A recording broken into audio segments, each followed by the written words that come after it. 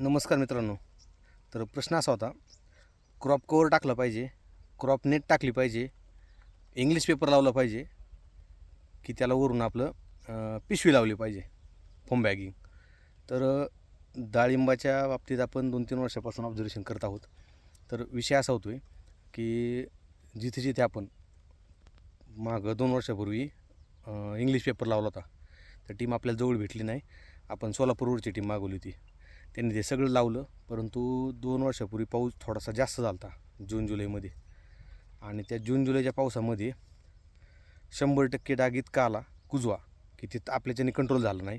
त्याच्यामध्ये सगळे प्रकार वापरले आपण, स्प्रे पंप, त्यानंतर तुमच्या हाताने हँडगन बाहेर काढल्या होत्या, नौजल बाहेर काढून आपण त्याने फवारणी केली होती. तरी देखील हाताने फवारणी देखील आपल्याला ते कंट्रोल झालं नाही. तर दुसरा मुद्दा इंग्लिश पेपर झाला. त्यानंतर साधी नेट टाकली होती वरून, साधी नेट. तर ती साधी नेटची गंमत अशी झाली, पाऊस यायच्या अगोदरच वादळ होतं बऱ्यापैकी.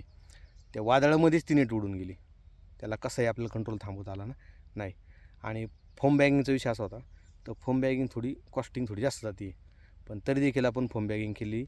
आणि ज्यावेळेस पाऊस जास्त झाला त्यावेळेस ती फळाला चिकटली, आणि त्या चिकटल्यामुळं जास्त प्रमाणामध्ये डाग टिकून राहिला. ज्या फळावरती जास्त पाणी साठून राहिलं त्या फळावरती डाग थांबला, तो डाग गेला नाही, त्याला बुंदी आली ती लाल कलरची शेवटच्या टप्प्यामध्ये.